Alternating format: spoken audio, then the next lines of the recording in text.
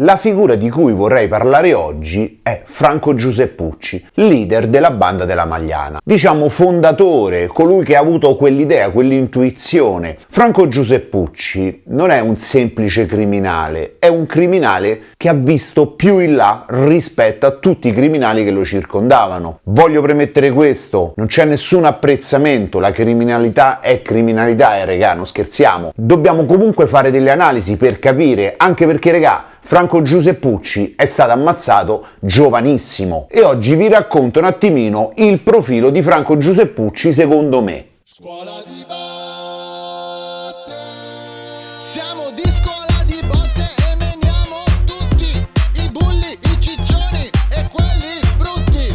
Se tu vuoi vincere colpisci sotto, vai con Cicalone che ti insegna a fare botte. Chi era Franco Giuseppucci? Per tutti quelli che hanno visto Romanzo Criminale, hanno letto Romanzo Criminale, hanno visto la serie, è erlibanese, perché ragazzi, premettiamo una cosa, a Roma quando parli di uno si usa erciccio, ersecco, erbello, erbrutto, erbelli e via dicendo. Nella realtà inizia come Erfornaretto e poi finisce come Ernegro. Perché Erfornaretto? Perché eredita ovviamente dal padre questo soprannome che faceva il fornaio.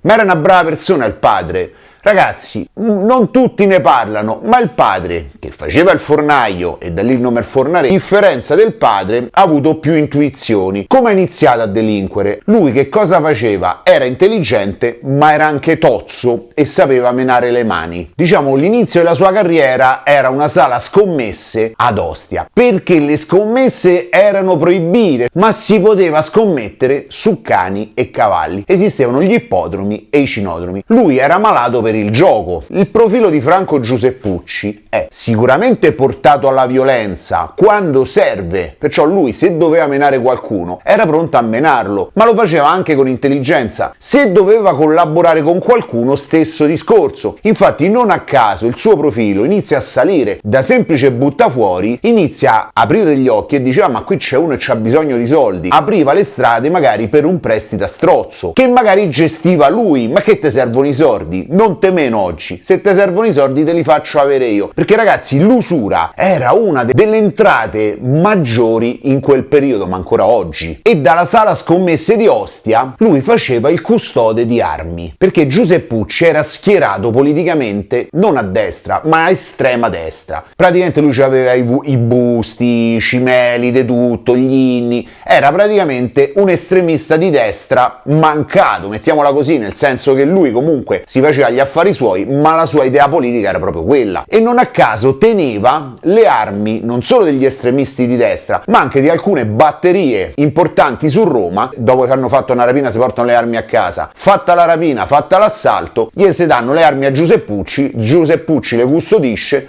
pia i sordi, piana stecca per custodire ste armi e se la rischia. Inizialmente ebbe un'idea molto intelligente il buon Giuseppucci. Mise queste armi dentro una roulotte e la teneva parcheggiata al Gianicolo. Siccome ce ne stavano tante de roulotte lì buttate, chi ci dormiva, chi la lasciava là, chi ce l'aveva per l'estate l'andava a prendere, eccetera, una roulotte più, una roulotte meno non ci fa caso tanto. Un giorno però la polizia va a perquisire sta roulotte, probabilmente una soffiata, ragazzi, non è che sono andati lì a mo perquisiamo tutte le roulotte. Trovano queste armi all'interno. Chi è il proprietario? Ovviamente c'era l'intestatario dalla targa della roulotte, Franco Giuseppucci. Bim! E se lo so bevuto. Una volta portato in carcere, l'avvocato trova una scappatoia, tra virgolette, perché uno dei vetri della roulotte era rotto, il che significa che qualcuno avrebbe potuto avere accesso alla roulotte senza forzarla o inserire le armi all'interno, perciò la sua colpevolezza vacilla e lui esce dopo pochi mesi dal carcere. A quel punto però la roulotte non si poteva più usare. Franco dice vabbè, mo intanto le metto dentro un borsone e me le porto in giro per Roma. Siccome era conosciuto, lui girava per Roma tranquillo. Un giorno lascia a testaccio la macchina in doppia fila davanti al bar Vittoria con le chiavi inserite, tanto so Franco Giuseppucci, chi me la tocca. Arriva un ladro, uno sprovveduto, tale Tigani, detto Paperino, che io ma frego sta macchina, era uno scippatore, era uno così di basso livello e si ruba questa macchina. Ovvio che quando rubi una macchina e poi trovi nel borsone dietro una marea di armi, o te caghi sotto o c'hai lo spunto e dici mo le vado a vendere. e le andò a vendere. Quanto ci mise un criminale come Giuseppucci a scoprire chi gli aveva rubato l'auto? Pochissimo. Trovò Tigani, si fece dire a chi aveva dato le armi e raggiunse ovviamente questa batteria del Trullo dove c'era Emilio Castelletti, che era quello che aveva preso le armi, ma che stava poi nel gruppo dove c'era pure Abatino. Le batterie che cos'erano?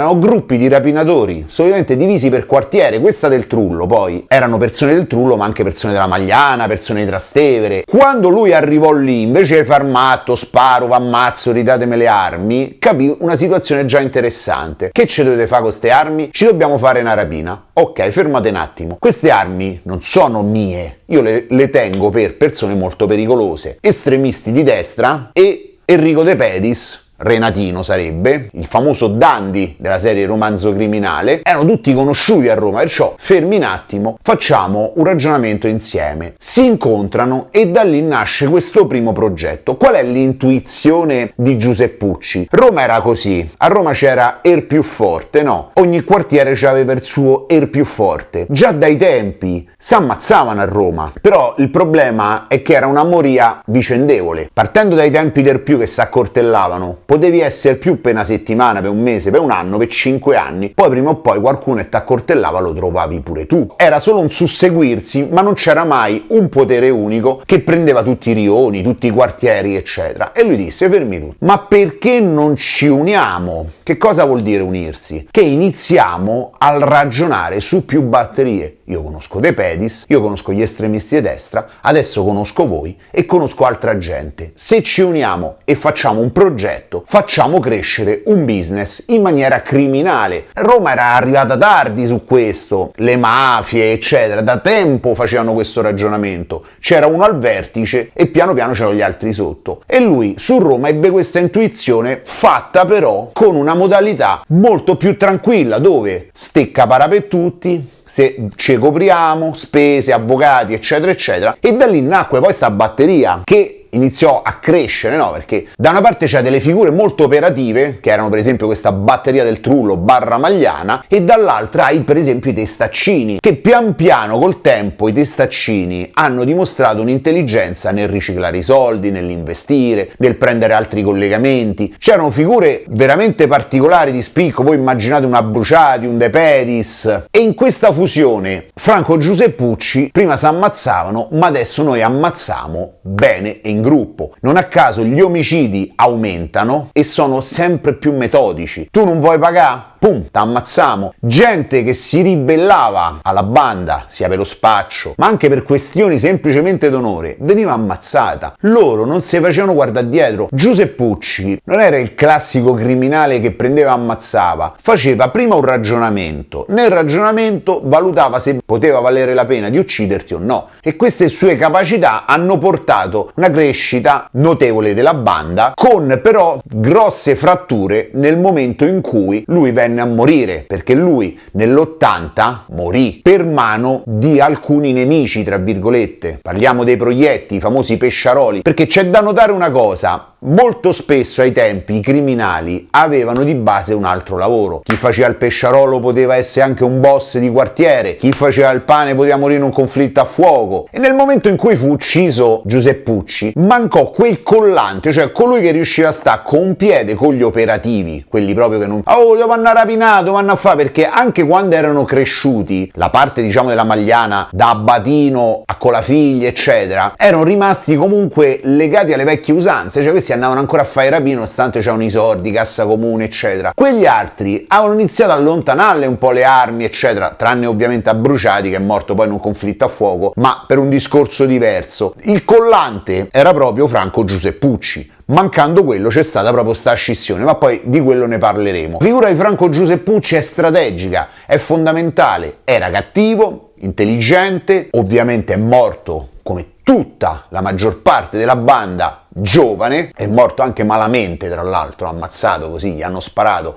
Pensate che gli hanno sparato, lui è riuscito a guidare fino all'ospedale, si è presentato dai medici in condizioni disperate, è morto mentre provavano a salvarlo. Questa è la versione ufficiale, poi prendendo i vari libri, leggendo un po' in giro, si dice che sia stato guidato questo omicidio, nel senso che Franco Giuseppucci stava con le mani in pasta in troppe cose e quando inizia ad avere certi rapporti, anche molto particolari, rischi di venire fatto fuori. Questo è un po' quello che si narra, io non vi so dire la verità. Visto così sembra un regolamento dei conti, perché abbiamo già visto per esempio nel caso dei Piarulli che se sparavano così per uno schiaffo, per una cosa, ci può stare perché erano comunque personaggi, se gli toccavi l'onore, se gli toccavi determinate cose, prendete e sparavi. Lì c'erano in ballo poi interessi, perché poi i Pesciaroli controllavano tutta una serie di mercati, erano stati indeboliti poi dal momento in cui erano passati a controllare anche il mercato di scommesse. Quelli della Magliana, con l'idea di Giuseppucci, avevano amalgamato tutti i mercati di Roma, che solitamente erano gestiti da quartiere, no? Al quartiere del Tufello c'avevi quello spaccia per noi, no, ok, vanno là e l'ammazzano. Aveva fatto proprio tabula rasa. Lavorate con noi? No, allora siete contro di noi. Fuori, e li seccavano. Questo è stato il progetto criminale di Franco Giuseppucci, un qualcosa di grande, un'associazione di stampo mafioso alla fine, perché poi lavoravano in grande, avevano tutta una struttura, decidevano insieme, cercavano comunque di decidere insieme, mancando però lui è venuto a crollare pian piano come un castello di carte e ognuno è ritornato a farsi un po' gli affari suoi, come era un classico nella criminalità romana. Oggi vi ho parlato di Franco Giuseppucci, prossimo personaggio vedremo, e scrivete nei commenti qual è magari il prossimo personaggio che vi può interessare. Ciao!